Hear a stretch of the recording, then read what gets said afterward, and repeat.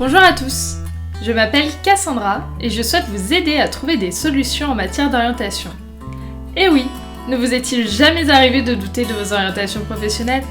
De vous lever le matin sans passion et de vous sentir piégé ? #orientation professionnelle éclairée, c'est le podcast qui va vous faire partager le quotidien de personnes aux parcours différents, avec des récits singuliers, passionnants et ouverts à tous. Alors tendez l'oreille, ici c'est Ho. Aujourd'hui, nous accueillons Mathieu.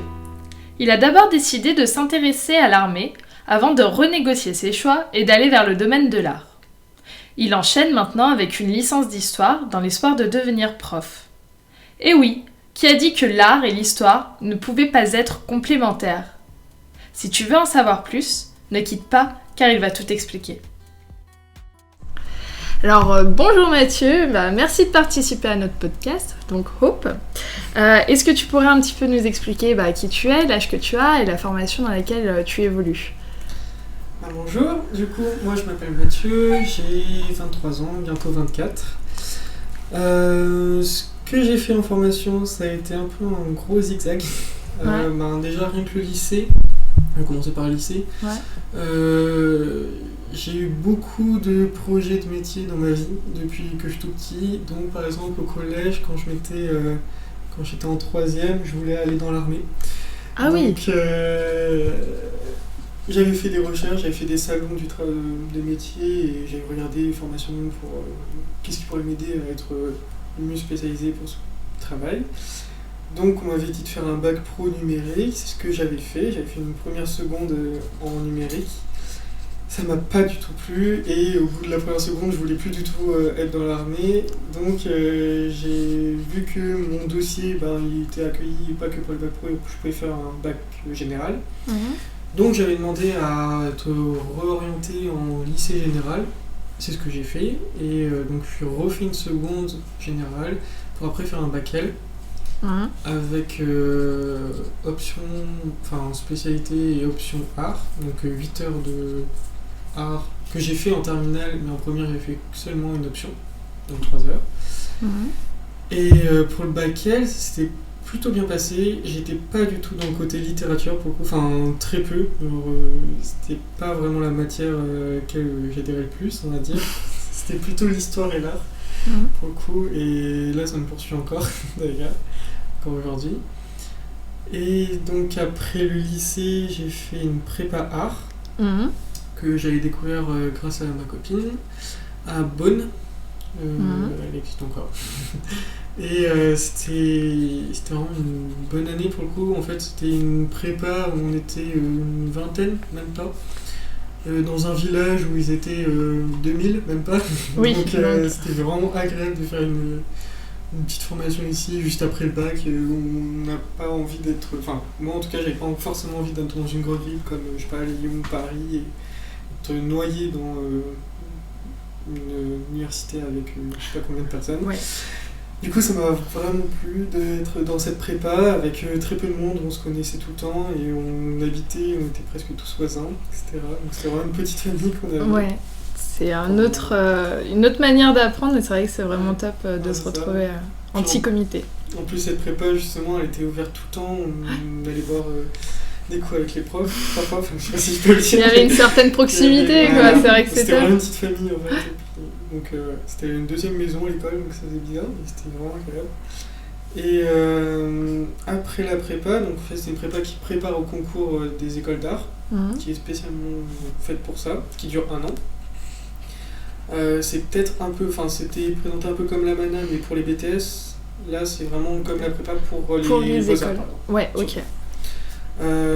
Du coup, après cette prépa, j'ai tenté plusieurs écoles d'art, dont une particulièrement que je voulais parce que elle était très réputée. Donc c'est l'ESADSE.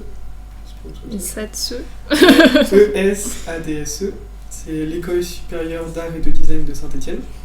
C'est un peu pompeux, mais voilà. C'est vrai, mais bon. Donc c'était une école plutôt réputée donc, pour le design. Et vu que je voulais faire du design d'objets surtout, je me suis vraiment focus là-dessus, sur cette école. Et Ouais. peut-être raconter parce qu'il y a un chat. Oui, il y a un petit chat qui gratouille à la fenêtre, mais bon, rien de grave.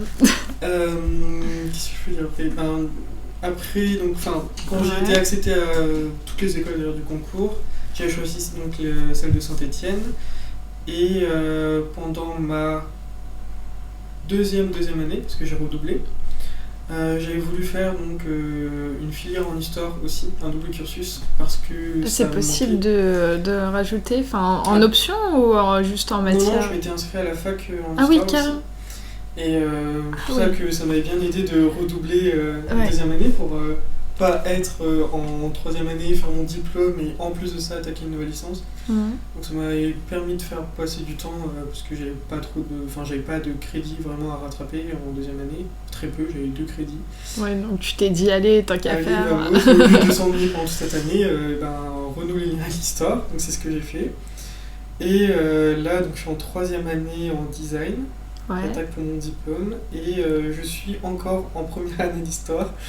Pareil, j'ai redoublé aussi pour mon diplôme, pour pas être trop submergé de travail avec la licence.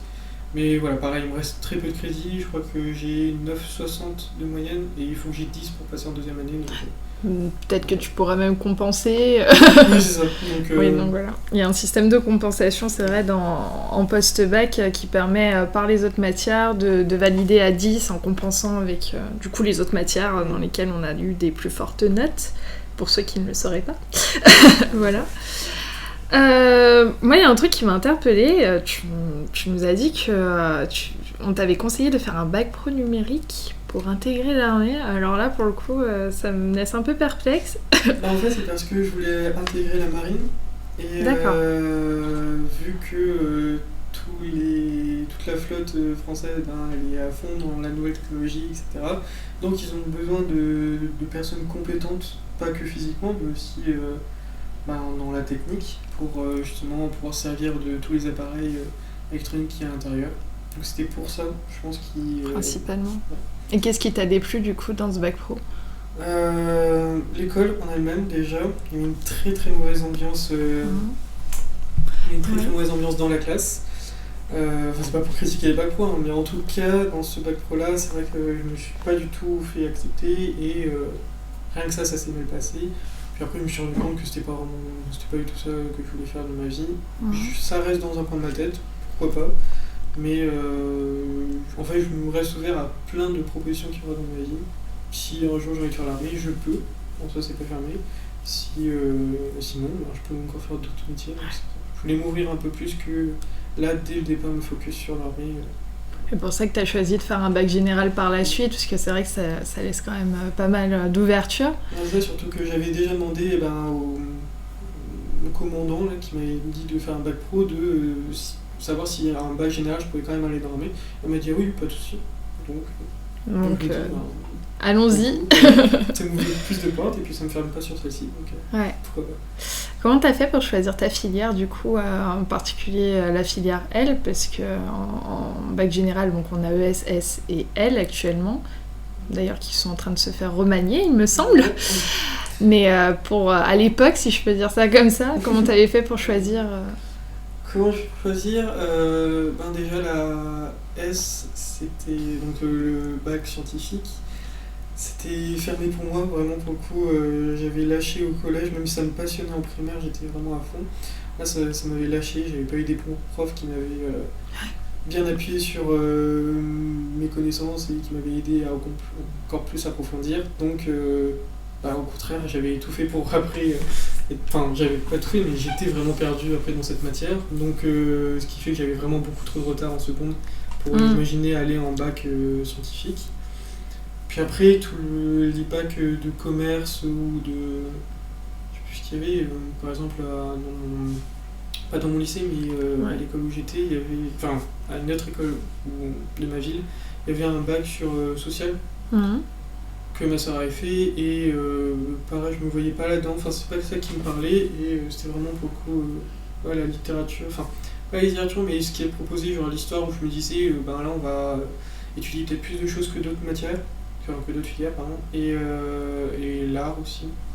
C'est 2 points moi, qui me... Ça restait un point hyper important pour toi, l'art, et oui, c'est vrai que le bac L propose souvent dans les lycées des options, donc c'est intéressant aussi. Après, c'est vrai que j'avais un peu prévu le coup, en terminale, par exemple, en bac L, on a 8 heures de philo.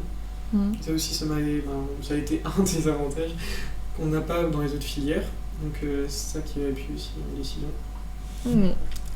Donc tu as eu ton bac, hein, sinon, voilà, et tu t'es orientée vers une prépa art. Alors est-ce que tu peux nous en dire un petit peu plus, dans le détail aussi, comment tu l'as vécu? Déjà, comment j'ai trouvé cette prépa?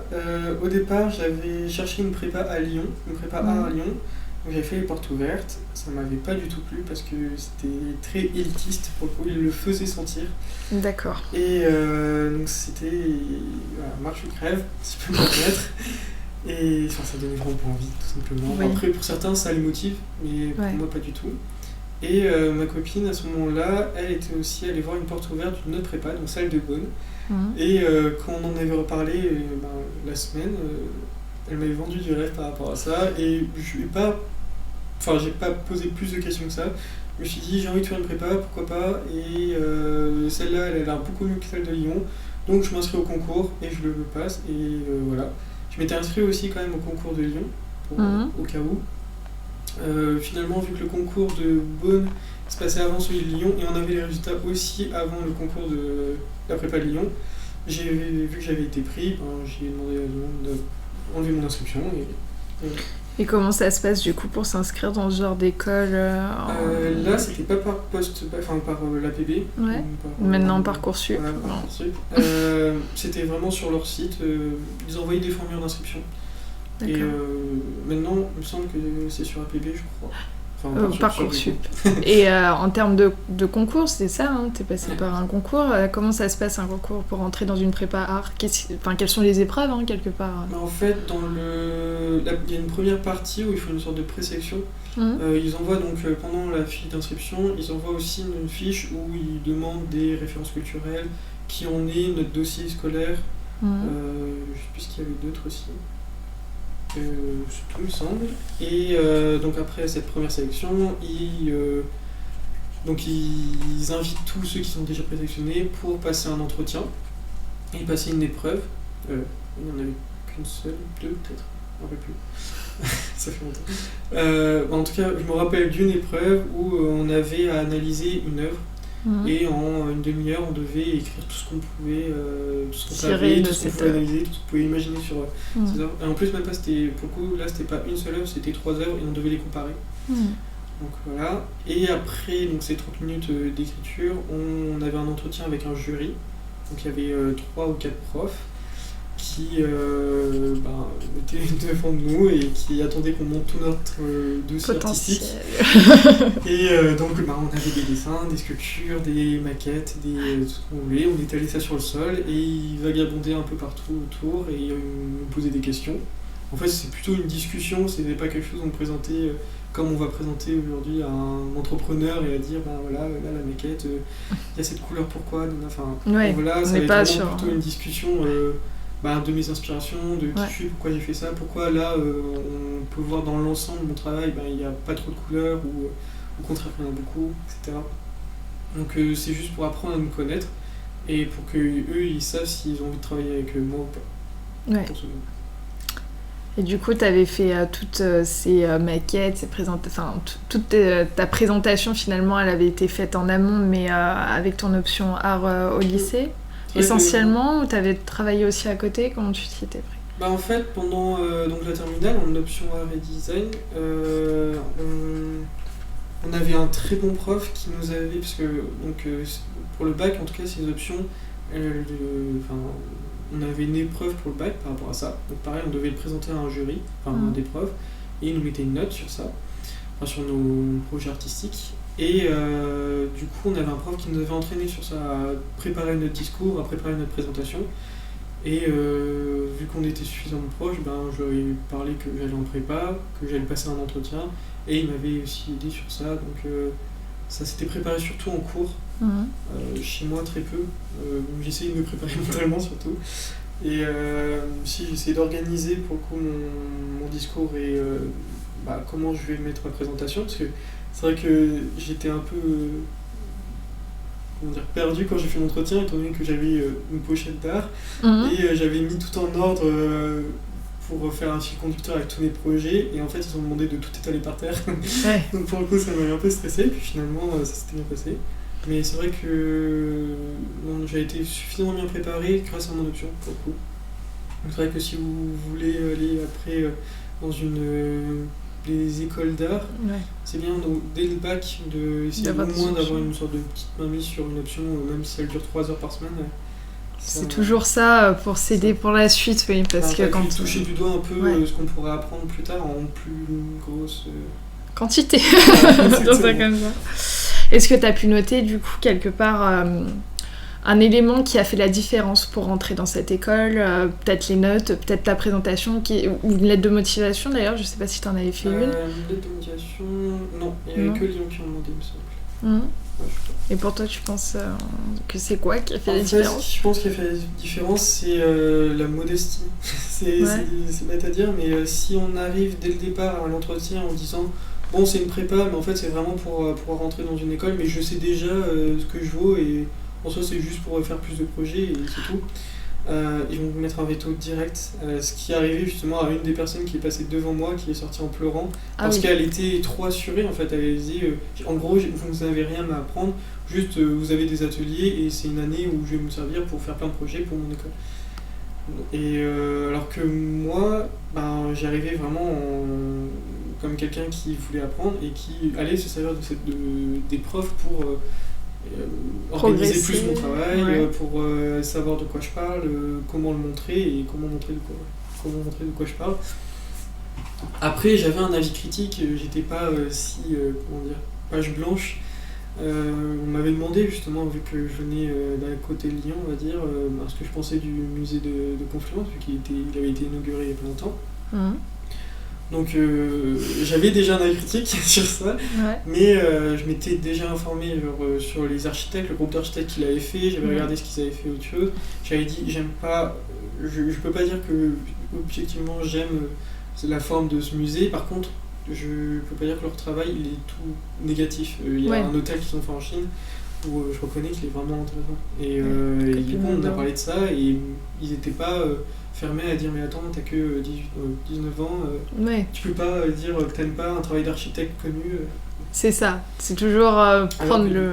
Alors que du coup ça allait parce que justement je mesurais mon propos en fait. Et j'avais aussi des contre-exemples qui mettaient pas tout dans le placard en fait. C'est vrai.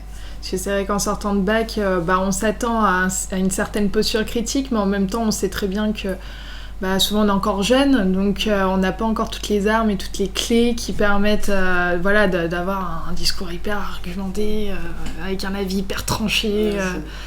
Oui, c'est vrai. Après, donc, et c'est pareil, pas que pour la prépa, mais dans tout, en fait, il vaut mieux, en tout cas pour l'art, je parle, si on n'aime pas quelque chose, si on veut le critiquer, il faut au moins savoir tout ce qui l'entoure.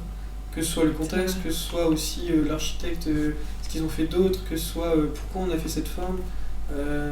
Faut pas juste critiquer une forme comme elle est, genre le musée de Confluence, parce qu'ils ont essayé de faire un nuage, au moins ça je le sais. Et, je peux pas dire, on dirait juste un vaisseau spatial, tout ça. Oui, d'ailleurs c'est la critique qui était revenue vachement, mais et voilà. Moi je me posais une question, donc tu disais que ce qui t'intéressait c'était le produit. Et du coup, t'allais dans une prépa art, pourquoi pas finalement carrément faire du design dès le départ c'est vrai que j'avais déjà un projet. En fait, je voulais faire du produit, mais comment dire, il y avait une partie de moi qui, en fait, dans le projet de moi faire du design produit, j'étais plutôt investi à 30%, c'est plutôt ma mère qui était à 70%, on va dire. Donc c'est vrai que pendant longtemps, j'ai suivi un peu les directives de ma mère et j'ai eu du temps à m'en décrocher. Donc je pense que j'en parlerai un peu plus tard. Pour la prépa, en fait, j'avais plus un profil de artiste, sculpteur, je faisais beaucoup de sculpture à l'époque. Et c'est pour ça que la mana, par exemple, ma copine avait fait une mana justement, et ça m'avait parlé, mais je me voyais pas encore dès le départ les arts appliqués. J'avais envie au contraire d'évasion et de pouvoir faire un peu, de pratiquer tout ce que je pouvais, enfin, comment dire, de pratiquer dans tous les supports, dans tous les médiums, et sans me dire que je vais devoir faire des plans, que je vais devoir dès le départ me professionnaliser et me cibler. Donc c'est un peu pour ça la prépa aussi. Après, la prépa que j'avais, elle avait un petit avantage par rapport aux autres, c'est qu'elle avait déjà des matières design. Alors je n'ai pas dit ce qu'elle proposait en matière. Non, d'ailleurs, si tu peux nous en parler. En fait, dans ma prépa, donc, on avait plusieurs matières. On avait des matières théoriques, on avait l'anglais, on avait de la culture, ça s'appelait. Enfin, l'histoire de la culture, c'était surtout en fait parler de tout. On avait chaque semaine, on a besoin de parler de l'actualité, ce qui s'est passé cette semaine, de parler aussi par exemple des ordres antiques, les colonnes des temples, ou des petits les prémices de ce que tu allais apprendre après. C'est ça, mais un peu du patrimoine, genre des sortes de petites anecdotes qu'on peut voir dans les patrimoines, pourquoi les églises elles ont un clocher, pourquoi je sais pas, les avenues on les a faites comme ça, etc. Enfin, des choses comme ça, juste pour un peu comprendre pourquoi on a des villes comme ça, pourquoi on a des campagnes, pourquoi on a des différents types d'architecture, etc. On avait de l'histoire de l'art aussi, spécialisé dans l'histoire de l'art bourguignon. Donc c'est en dessous de Dijon, donc c'était vraiment spécialisé pour le coup, pas histoire de l'art en global et par siècle, avec tous les différents courants. Là c'était vraiment pour le coup l'histoire de l'art bourguignon, avec les ducs, etc. Et après on avait tout le côté pratique, où on avait la sculpture, la peinture, le dessin, quoi d'autre. Et on avait aussi donc, du design graphique. C'était ça la particularité par rapport aux autres prépas. On avait déjà une matière design. Ok. Comment tu t'es orienté du coup par la suite pour rentrer du... Donc tu m'avais dit que j'ai dû avoir du mal à le dire. Hein. Et ça... déjà je la connais en fait, vu qu'elle est de Saint-Étienne et que moi je suis d'Ardèche, donc vraiment près de l'Union de Saint-Étienne.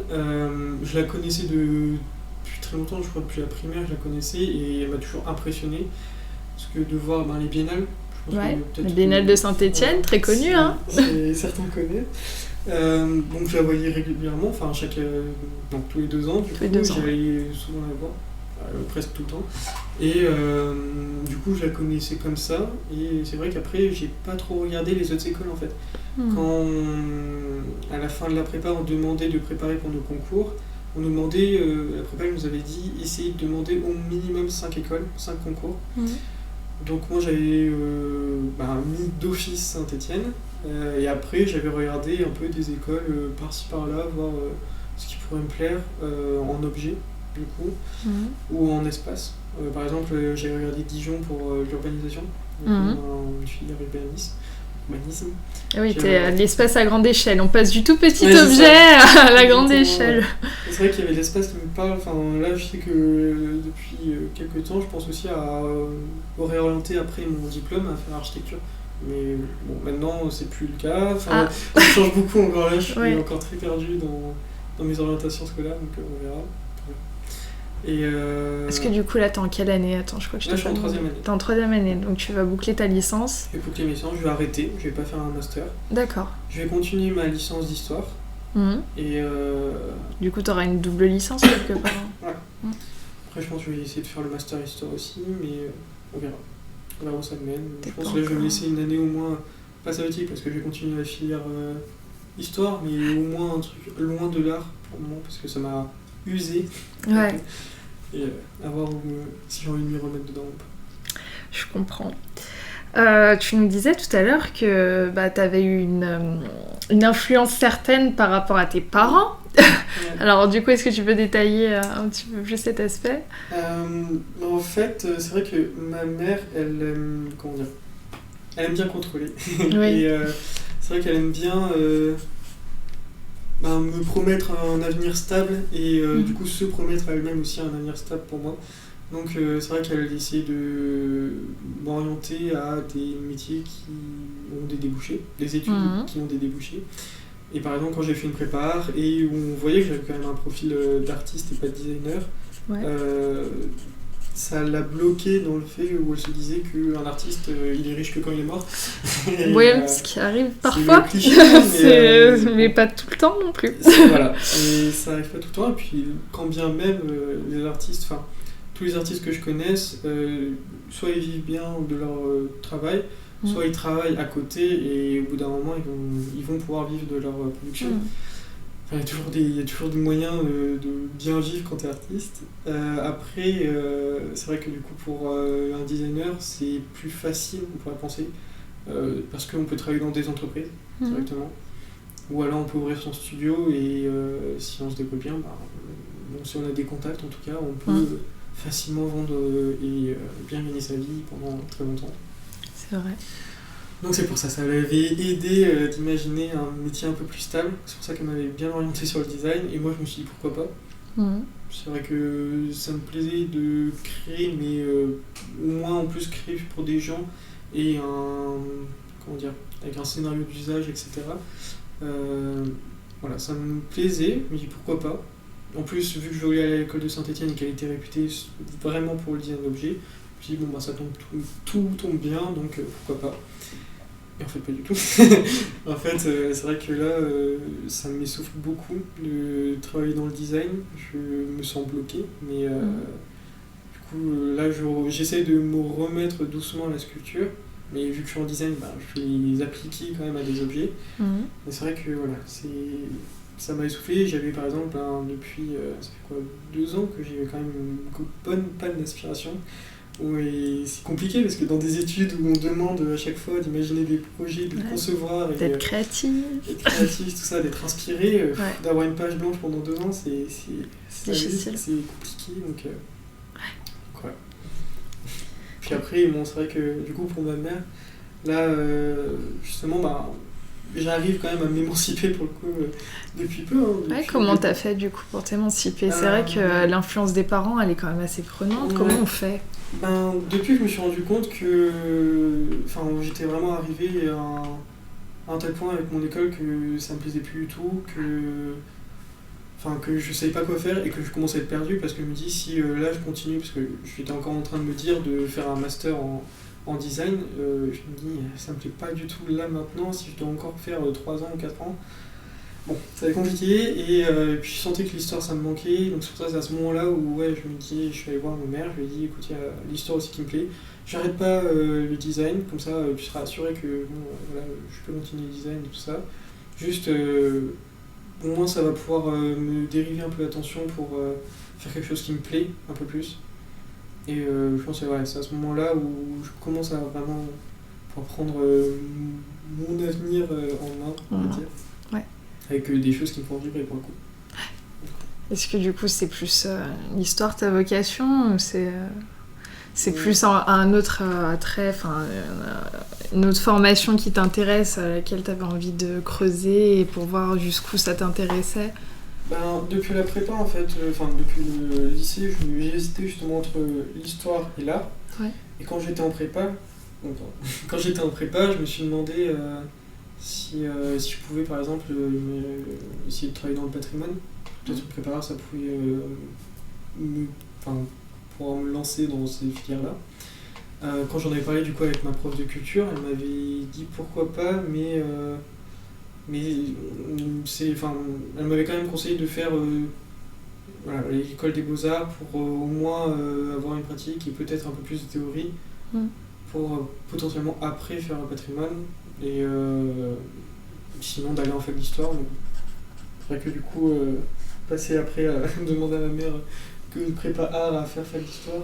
Du coup c'était pas le moment et puis c'était pas ça qui me parlait pour le moment. Donc, c'était vraiment au fil des années où ça m'a manqué, l'histoire. Et je sais pas du coup si là dans mon travail j'ai envie toute ma vie de travailler dans l'histoire.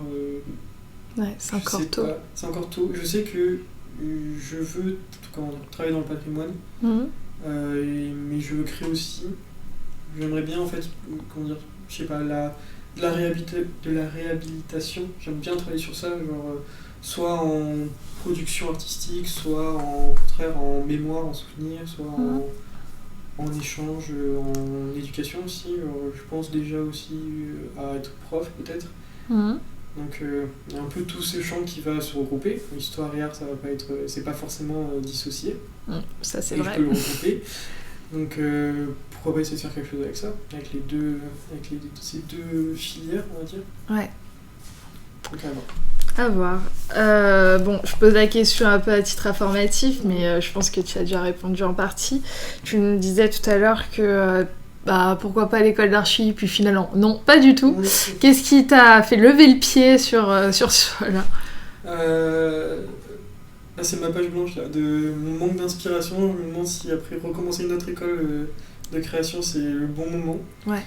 Mais après, école d'archi, en fait, ça me plairait de le faire, mais quand j'ai demandé pour refaire les concours, il faudrait que je recommence en première année, soit que je recommence, si avec un peu de chance, faire un concours d'équivalence en troisième année.